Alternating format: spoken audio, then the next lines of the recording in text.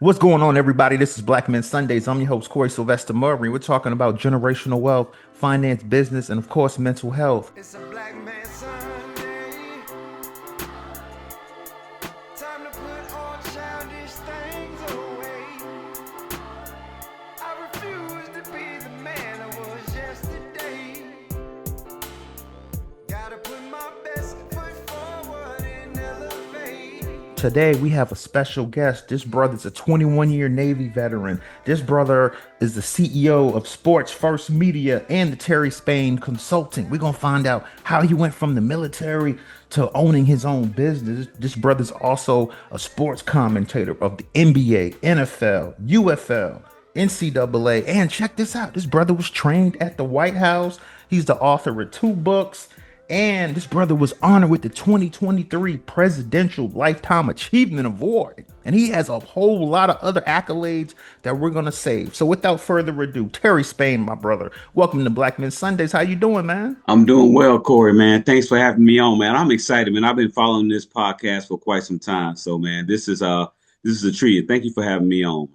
Yeah, definitely, man. It's good to see you on here. I see, you down in Brevard County. You from South Carolina. You one of those Patriot guys. We've had a lot of those brothers that's come on this show, man. So I just want to jump right in with my first question. For the brothers that are just retiring from the military that are kind of like, okay, I've been doing this. I'm kind of stuck now. What advice would you have for them, for the brothers that are trying to establish themselves, as civilians now? Yeah, before they get out, one of the things that I like to do, man, that's a great question because I get asked this question all the time because people see that I do a lot of different things. But I tell people that I prepared for this 10 years before I got out the military. And it all consisted of, me investing, consisted of me taking care of my health, my body, but also getting things documented if anything was ailing me while I was in the military. And that's one of the most important things that I tell folks because, it used to be the old addict that we didn't want to go to medical to be seen if we were had any issues or anything. And it's already tough for men to want to go into the hospital and get seen. But I tell folks, if you have any issues while you're in the military, it's very important for you to go ahead and get that documented. But when folks ask me, they say, "Hey, man, I seen you get out the military. How were you able to be successful?" I like to do one-on-ones with people because I like to get to see where they're from, what their goals at, and what they're trying to do, and then from there I'll be able to gauge and help these brothers and sisters out. Great information. And give me a tip for those brothers and sisters. You mentioned investing, Mhm. stocks, bonds, what type of investments, and would you recommend because you said you did it 10 years before you got out. Right. So what advice would you give for the brothers that just got in the military? Should they start investing? And if so, what areas of investing would you say worked for you the best? Yeah, so for me, and that's a great question for me. I get asked this question a lot. They was like, "Hey, especially some of the younger guys that are just getting in the military, they said, what is one thing you would change when you joined the military?" And I said, "I wish I would have bought a house sooner." Being in the military, I've had the opportunity and the privilege to own a few homes. I wish I would have bought when I first joined because 20 plus years later, that's definitely that's generational wealth. You don't have to sell the house, but that house can be passed down to your kids or your family or whoever you choose. So one of the biggest advice that I would tell these young brothers and sisters that are coming in, and I know it's scary for a lot of folks, and because buying a house will scare a lot of people off, right? But you don't have to start off with a big, huge house. Get you a townhome or something that is suitable for you that was in your budget because you're going to pay for rent. Why not pay for your mortgage? And so that's one advice, and that's one nugget I would give to a brother or sister who's just joining the military and want to be successful. Gotcha. And what about you do any stocks? You do any day trading? You in that arena or? Yeah, so I do some stocks. Actually, Ray and I have talked a few times, and he's got me more into stocks. So I do some stocks and things of that nature as well, and some cryptocurrency, but not to the level as Ray is doing it. But I am doing some investment, and I think honestly for me, it gets me excited to learn more about just the stock market and the major players in the game. I like to watch the news. And folks would always ask me, "Why do you watch the news all the time?" And I said, "Well, because that's where the money is. The news will tell you everything, any stock that you might want to invest in." So, but yeah, so that's just another little tip that I give folks about invest in. Just watch the news. Oh, that's great information, man. So now let's rewind because I'm looking at your resume. I'm like, how did this brother go from 21 years, U.S. Navy vet, sports commentator, CEO of two businesses, brother? Let's have that conversation right now. This Black Men Sundays. Let's go. Yeah, man. I'll start with the first company, Terry Spain Consulting, and mainly with that company, that was my first company that I started when I got out of the military, and that company does a lot of consulting, leadership training, anything human relations. So I've been working with other companies to try to help their leadership and help their situations if they have any issues, any unit cohesiveness, any leadership training. So I go in there and I do a lot of that, and that's been successful. I've been hitting and working with a lot of fascinating companies with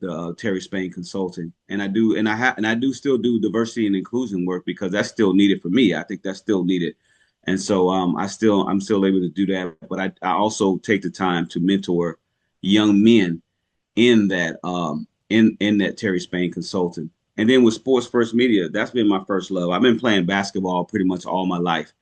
And but in the Navy, I was a mass communications chief. And with that, we had to obviously, with mass comm, you do everything. And so I got my first break in sports media 25 years ago, when I was covering the Senior Bowl in Mobile, Alabama. And so for me, I had an opportunity to cover that, and I've gotten, I never let it go after that. And so I've been broadcasting, I've been doing media coverage, whether it's with broadcasting, whether it was photography at that time. I was getting my hands into a whole mirror of everything as it relates to sports media, and I'm excited about it. This company that I have now, Sports First Media, I recently just started this company about a year and a half ago. And one of the main reasons why I started this company is because I want to give young folks an opportunity who can't get their break in the sports media, because it's real tough. If you don't know the right people in sports media, you can always get shut out. And so for me, I've been fortunate enough to know the right people and meet the right people, and been on several different platforms that I'm able to now bring some of these young folks up who are coming out of college or coming out of high school or just coming out of a job and they want to do something different. And I'm able to kind of help some of them out. And you could kind of, for me, I could kind of tell who wants and who doesn't. Oh, that's great information, man. And you said Sports First Media. That was going to be my next question. You're the CEO of Sports First Media. Let's talk about Yeah. how that company was established. How were you able to finance it? And then let's go into some more detail about it. Yeah. With Sports First Media, this company is a company that when you're betting on yourself, and that's pretty much what I did. I bet on myself. I've been covering so many sports outings. And I said, well, how powerful would it be if I'm able to start my own company and I'm able to get credentialed through all these other different platforms? Because that's one of the biggest things. You have to get credentials. And lucky for me, or fortunately for me, I've created a name for myself for the last 20 plus years. So when folks see my name on the credential list, they already know who I am. And so I just said, hey, I want to start my own company. And it was a little nerve wracking at first. It was, but you're taking that initial step, and that, you're taking that bet and that gamble on yourself. And I tell people, you always have to bet on yourself. I mean, you got to bet on you first. And for me, that's what I did. And it's been very successful. I'm with Sports First Media. I was able to cover the UFL championship in St. Louis, Missouri. That was one of the things that I was able to cover. And I just recently came back from ACC Media Day kickoff in Charlotte, North Carolina, and that was under Sports First Media as well. So I'm creating that buzz and creating that name for me, and also assisting and meeting other folks while I'm going along the way. Oh, that's great information, man. And when you were establishing Sports First Media, did you have a business plan in place? And if you did, let's talk about how you established that. And also let's talk about just, how you were able to finance Sports First Media. Because a lot of people, when they start their own businesses, I hear a lot on this show where it's, the first couple of years, it's not sweet. Yeah. So let's talk about your experience. when you first started this company? Yeah, so fortunately for me, the overhead for starting my sports media company is not wasn't too much. A lot of times when folks start a business, the overhead is astronomical, it's real high. And for me, it wasn't that because I've already created a name for myself, so that I was able to kick down those doors. As far as equipment and things that nature that I may needed, I was already able to receive those. I had those before the company started, so it kind of helped out. So in that aspect, the overhead and starting that company, your typical financing that you need to start an LLC and things of those natures. That was that was all I had to pay for that. But yeah, I like I said, I'm definitely excited about the whole process, and I paid for logos, so I had to get my own logo design. I did a few little things that cost me roughly a few $100, be honest with you. But because I was able to be so successful in my Terry Spain consulting, I was able to be able to take some of that money from that company to go to this company too. So it kind of helped out. Oh, that's great information. Great information, man. And one thing about Black Men Sundays, when I meet brothers, I enjoy doing the show because I get to talk to people from all over the world, different backgrounds, different education. But one thing about you I noticed is that because on our show we're heavy on, not just business but mentoring because Right, I mentor in the community at and the problem that I see is when I'm mentoring outside of the people that may be the owners of the community center or the co-workers, I'm not seeing a lot of brothers doing mentoring. You right, see a lot of sisters, you see a lot of people, but I don't see people that look like me mentoring consistently. I would say that they may show up like one meeting, but they're not consistent. So, when I'm looking at your resume, you founded the Kenyan Young Men Mentorship Summit. So let's talk about how you established that, the impetus behind all of that. yeah. So it's the Kenyan Young Men Empowerment Summit, and that actually fed off of my book that I wrote, Hey Young Man. And so one of the young ladies that live in Kenya, she read my book, and we decided. She said this will be a great opportunity for you to come over and kind of empower some of the young men here in Kenya because they need this type of empowerment. And so, I prayed on it, man. Quite honestly, thank God for giving me this opportunity and this foresight to even write the book.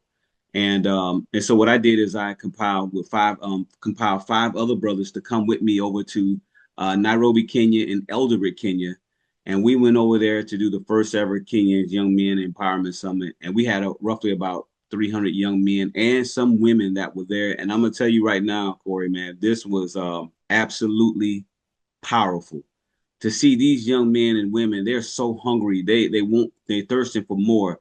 But they learned. We showed them different things. We showed them how to tie ties. We showed them about AI because some of them never heard of Chat GPT or any of these things. So we kind of put them ahead of the game as it relates to that. We showed them, gave them life skills courses. We showed them how to shake a hand properly. All the different tools that are sometimes and often lost. We were just giving them those tools so they could put in their toolbox. And when they were able to after the summit was over, they was able to receive those ties that they tied that we showed them, and that was a gift from us to them. We had a few schools. Fayetteville State University was one of the schools that gave some paraphernalia for them, and then also we just had other companies that wanted. They saw what we were doing, or they found out what we were going to be doing, and they invested and helped us out as well. So that was a powerful moment, man. And the goal is to go back next year. I was able to meet with some of their dignitaries, their area prime minister, their senator, and all because they was excited about having us there. And this was like the first of this kind doing that. And we actually created a documentary too. I hired a videographer over in Nairobi, Kenya, and he did a tremendous job, which actually won a few film festivals as well that we were able to win. Oh wow, that's awesome. Okay, great information, man. Now let's run down some more accolades because on this show we've had brothers that, express the importance of being board members. And I see you're a board member on the Bob Feller Act of Valor Foundation, and you're a life member of the National Sports Media Association. So let's just talk about that. why you're involved with that and the importance of being on a board. Yeah, and that's a great question. And I know about 20 years ago, I never thought I would be on boards, right? But as you get older, you become more wiser. And for me, the Bob Feller Active Valor Foundation board was a no-brainer. For those that don't know who Bob Feller is the only Navy Chief Petty Officer, and I'm a retired Navy Chief Petty Officer, but he's the only Navy Chief Petty Officer to be inducted to the Major League Baseball Hall of Fame. So our president, Peter, decided to start a foundation in his honor. So with that, we actually give out scholarships to service members' families, and to service members as they go back to school. And what we also do is we collaborate with Major League Baseball. And recently, I just came back from Cleveland, Ohio. We have this program called the Champion of Valor, where we teach these young men and women the four pillars of the foundation. But the great thing about that is we partner with the Boys and Girls Club. And some of these young men and women have never been to a baseball stadium before. So Progressive Field in Cleveland, where the Cleveland Guardians play, they collaborate with us because of Major League Baseball, right? And we get these opportunities to these kids to run the bases and give a couple swag bags and things of that nature, so that they can get an opportunity to come to a baseball stadium and enjoy that. So I was excited about that. And then for the National Media Association, that's brought on by Dave Gorin. One of the reasons why I joined that organization because I like what they stand for, and also I'm able to the young men and women that I mentor in media, I'm actually able to get more connections for them through being a part of that board. So that's one of the main reasons why I'm on that board, along with them being a great organization. Got you. And also tell us the importance of being on those boards and, you know, like how are you enhancing it or like what's the significance of being on a board? Yeah, and that's a great question because I get asked that. Well, why are you on these boards? But it's good because if you want to make a difference, then you have to be present. And for me, being on the board, I just don't join a board just to say I'm on a board. I want my voice to be heard. I want to be able to make a difference, and I want to be able to make an impact wherever I go. So for me, joining the board, like yesterday, I was able to hand out a service member at the Daytona Tortugas baseball game yesterday where Vince Carter was there, and I was able to connect with Vince Carter because they were honoring him. I was able to hand out a coin from the Bob Feller Foundation on behalf of the Bob Feller Foundation to a veteran who's doing tremendous things in their community. And so these are some of the things that we do as far as the Bob Feller Foundation. And I just did that yesterday. And so we also go to several Major League Baseball stadiums and we hand out awards to a Major League Baseball player who are doing things for veterans and helping veterans and giving back. So if you're not there, if you're not on the board or you're not an advisor, then oftentimes you don't get your voice heard. You don't get to make any impact. And so for me, I'm making impact on both boards, and that's the main reason why I'm on these boards because I want to make a big impact and make a difference. Gotcha. And I'm gonna ask you one more question. I'm gonna let my brother chat with you for a little bit. I saw you trained at the White House. Let's talk about that experience and what you got from that. And let's talk about that. Yeah, so I was stationed in Washington D.C. Before I moved here. I was at the in the National Capital Region when I was in the Navy, and one of the commands that I was in charge of was inside of the White House, and so I used to train that staff on leadership, diversity and inclusion, equal opportunity, all things human relations. I was able to train from there.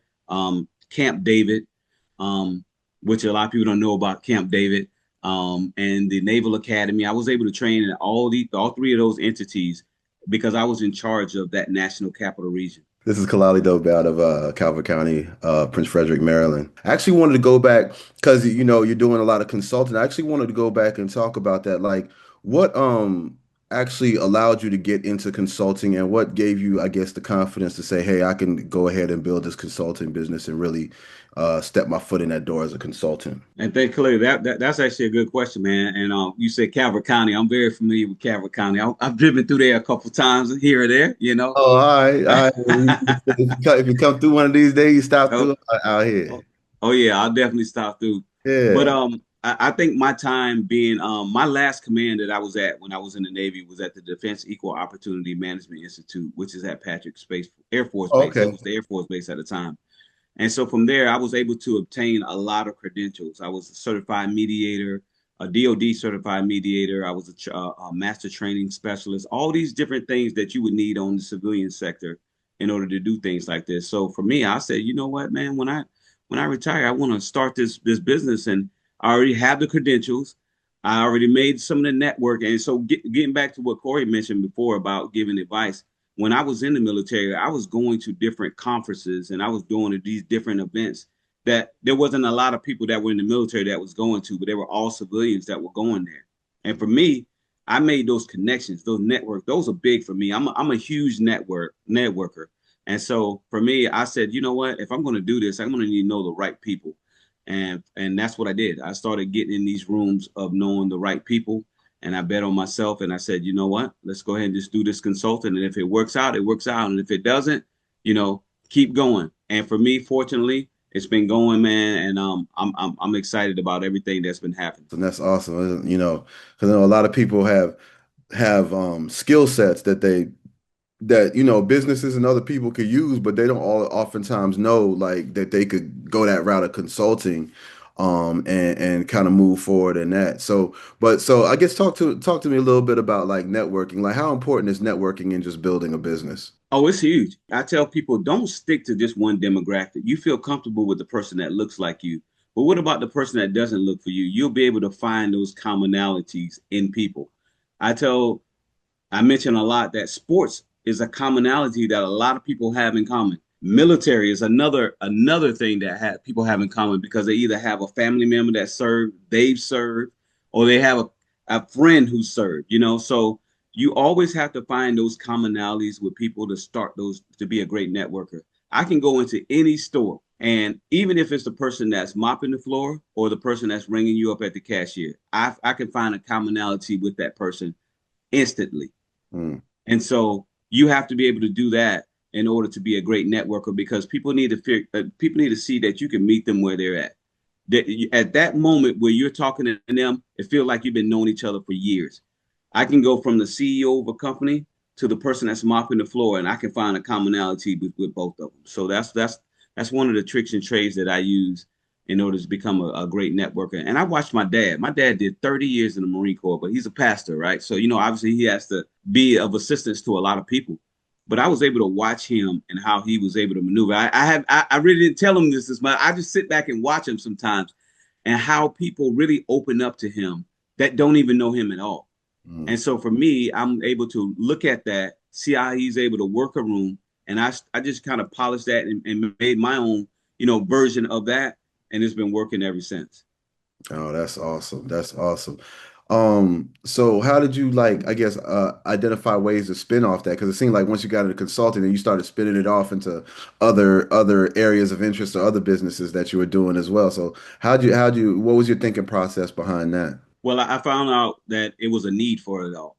Okay. There were a lot of companies that needed a lot of things, and for me, I was able to see that and recognize that if I went to a company to help them out, not only did they need A, they need B, C, and D as well. So I say, well, I do offer B, C, and D as well. But let me tell you one of the things that I do when I do that. If I have friends or family or colleagues who I know that can come in and be of assistance to that organization, then I just don't keep it all to myself. If I know I have somebody that is capable of doing the job, I'll recommend them as well. Oftentimes we get people that hold on to stuff and they say, well, I want to do it all, right? I don't want nobody else to jump on this gravy train that I have. Well, for me, I think that's the wrong way to go. And I think for me, that's how I was able to be successful. It's because I'm willing to spread the wealth. That's awesome. Yeah, that's a good gem, actually. I appreciate that because, we talk about networking a lot on this show in terms of what you get from your network, but you just put a spotlight on what you can give back to your network when you Of take it. course. So, yeah, man, definitely appreciate you, man. Hey, appreciate your time, man. Appreciate you answering my questions, man. Once again, just congratulations on everything you've been able to do. I hope you continue to accomplish great things. Most definitely. I appreciate you, man. And I tell you, when I'm coming through Calvert County, man, I might need you. Hey man, hey look, we can get together on some stuff. I've already looked you up on LinkedIn. I sent you a connect. So Okay. so we could my name's Kalali Dogbe. I don't know if you can see it up there, but my name's Kalali Dogbe. Yeah, So I yeah, see yeah, it. man, you coming through Calvert County? Holla at me. I'm out here. All right. Most definitely. Great information. Wow, I'm loving this conversation, man. So, Terry Spain, my brother, are you enjoying yourself on Black Men Sundays? Man, I'm having a blast, man. I'm really glad I'm on here. And I'm not just saying that because y'all gentlemen are here, man, but this is needed. This is powerful right here. And I enjoy every minute of it. Great information, man. So I have like a couple more, then I'm gonna let you ride. Earlier I said you were honored with the 2023 Presidential Lifetime Achievement Award. Let's talk about that. Yeah, man.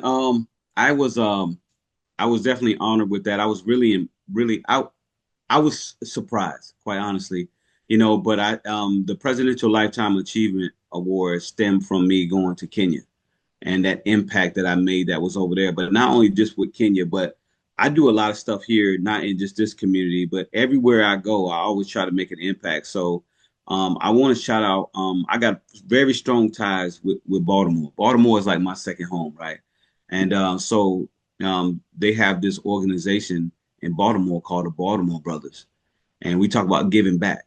And these brothers are doing a tremendous job in the city of Baltimore, so much that the crime rate has dropped in Baltimore as a part of these brothers that's there that's making a difference. And so for me, I was able to just continue making an impact wherever I go. And it went noticed. I mean, someone noticed that all the stuff that I was doing, and they said we want to put you in for the Presidential Lifetime Achievement Medal. And I didn't know if I was going to get it or not, and I was able to get it, and I was extremely honored with that because I know I won't take that lightly, and it's not something that's taken in vain, and it's a true testament of the hard work, man. And I don't go and do get awards just to say, look at me, here I go, I won all the awards. I don't do things for the awards. I do things for the impact. I like that. You said you don't do things for the awards, you do it for the impact. That's a gem right there. Yes, sir. Don't let that go over your head, fellas. Y'all sleeping that behind the wheel. So, and before I let you go, man, for the brothers that are retired military, because Hmm. earlier my question for the brothers were, you know, getting into the military versus now these brothers are about to come out, Hmm. and I see a lot of brothers. I mean, I'm not gonna lie, I see a lot of brothers doing well coming out. They making 5, 6 G's a month. I'm Yeah. like, oh yeah, are you living? Y'all living good. So, so for the brothers that are making that money, but at the same time, when I have a real deep conversation with them, sometimes they have ailments. Like I have a Hmm. friend of mine that's coming on the show in a couple of weeks, hope, and I might invite you back if you want to just hang out, be in the crew. But like Okay. he can't hear out of his left ear. Hmm. So if me and him are at a bar and I'm talking, I'm like, oh, I got to go around. But I'm just saying, but he lives comfortably. So for the brothers that are, living good, but that have ailments, what advice would you give for them that, because a lot of those brothers I see aren't really doing, they just kind of chilling. Yeah. They say, listen, man, I'm 6 G's a month. Yeah. I'm good. I'm good. Yeah. So are they good or should they do some investing? Because a lot of brothers, when I speak to, I mean, you know Ray, a lot of brothers like Ray, he's different because he's investing. But a lot of brothers I'm seeing are like, no, I don't want to invest. I don't have money to lose in the crypto space. I don't have money Yeah. to lose in the stock market. I'd rather just, get me a couple gold bars, get me some properties, and I'm chilling. Right. You agree with that or no? Well, I think it depends on the person, man. Some people are not going to change it. Some people are just not risk takers because if you invest in stocks, obviously you're taking a risk. And you're right. There are brothers who are out there who are that are veterans and they have some serious ailments, and oftentimes they're afraid to take that risk because they didn't have to take that 5, 10 years ago as far as because they had this safety net of knowing that they're going to get a check twice a month. A lot of people don't know this is when you retire from the military, if you have the ability to retire from the military, you don't get paid twice a month anymore. You only get paid once a month, and that's at the end of the month. So people are counting their coins more so than ever, and then if you are able to get a disability rating that will allow you to get additional income, a lot of folks usually take that and it's kind of like we talked about some of the brothers on the show.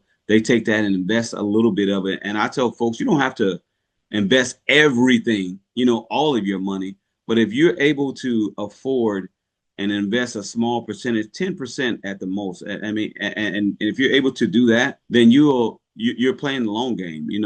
A lot of people like the get rich scheme. Like I want to get paid now. I put $100 in here. I want to get $300 tomorrow. It's a long game, and I think people are a little afraid of waiting for the long game. They want their money now. But I tell a lot of the veterans, hey, just try it. But you'll be surprised how many veterans don't know about the stock market, but they want to learn. So this is one of the reasons why I kept pushing Ray as to leading the charge on things like that, because of the impacts that he can make by helping some of the other veterans. We already speak the same language because we're all veterans, right? So oftentimes veterans feel more comfortable when they're able to learn from another veteran.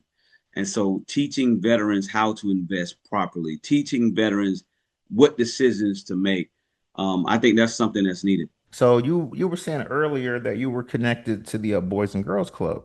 Mm-hmm. Are you connected to any of those clubs down in Brevard County? And the only reason why I'm asking is because we do a turkey drive every year, Mm-hmm. and I always speak to I'm cool with the CEOs of Central Florida Okay. Boys and Girls Club. So I'm pretty much connected. I mean, I'm pretty much got Orlando, the whole surrounding areas in the metro area on lock. Right. I'm trying to expand to get at least one or two in Brevard. So if you have connections there, link me up. But here's the catch though. I'm gonna need some help with that. Cause see, I do a lot of the footwork where okay, the money comes in, I'm at the grocery stores buying the turkeys, Okay. dropping them Okay. off, storing them at the clubs. Like I'm connected in locally, but you know, my brother Lou Moyer, he came on the show and he was like, "Man, you need to do something here." And I'm like, "Yeah, but I can't get 300 turkeys and drive an hour and a half to Brevard, man." Right. But he Right. said, "Well, you know what? You need some help. Let us help you." So I'm thinking, okay, I done met you. I got Ray, I got Lou, I got other brothers down there. And I'm like, maybe I need to set that up. So let me know if you can hook me up with that. Yeah, I think I may have a few folks that you can connect with, in particular with the Boys and Girls Club too, that can definitely help you out. But that's actually a great thing. I think that would be a good thing to have, especially not just with the Boys and Girls Club, but with just helping people who need help in general. So if you're definitely we'll definitely talk about that, and we'll get that set up, because I know I got a few people, few folks, and I may be able to get my Sigma chapter to participate. I'm part of the Phi Beta Sigma Fraternity Incorporated, so Blue Phi, and I can be able to get my Sigma chapter to properly, because I'm the social action director for our chair already. So it will come hand in hand already with that. So When you were saying Sigma, there's a brother we had on the show. Lou connected me with. I can't think his name. He's from New York, and he's a Sigma. He does the ties with the kid. I can't think of his brothers. He's from New York too. He gonna kill me from Brooklyn. But you know Conrado him. who? Yeah, say that, Conrado. Conrado Martinez. Yeah, yeah. Yeah, that brother came on the show like twice too. So we got the pipeline is Yeah, he's working. actually my line brother. Yeah, that's why I Yeah. know that, because when you said Sigma, I was like, oh, he's connected to that same group. You know what I mean? So okay, Yeah. well, yeah, Yeah, I'm good. cause like the way I'm looking at it, I could have all y'all down there just representing. You know what I'm saying? We Yeah. raising the money, buy the turkeys, and get it done like that. So Yeah, okay. I think that'd be a good initiative, and you got the right person to talk to, because I'm the director of our social action, so I run things like that. So, and I'm actually meeting with Corrado tomorrow. We're gonna do lunch tomorrow. So kind of look at the intervention right there. Look at the divine intervention. Hey man, tell him I said what's up. Even though the last time I was in Brevard, he pulled up and pulled out real quick, but we ain't going there. I'm gonna let him live on that because you know what I'm saying. Now, he's a good brother, man. We had him on the show, man. Terry Spain, thanks for coming on Black Men Sundays, brother. I appreciate you. Appreciate your time. We definitely gonna have to have you come back on Black Men Sundays, man. I think you gave us a lot of gems today, and I'm very happy, man, my brother. Thank you for having me, both of you gentlemen, man. It's been a pleasure. I was excited the whole entire week by doing this podcast, man. So it's definitely a great podcast, and you guys are very professional. And keep it going, man. In any way that we can collaborate, like we talked about before, I love that, man. I love the collaboration going, because that's what's needed, and that's how we're going to become even better brothers, especially on Black Men Sunday podcast. It's a black man's Sunday.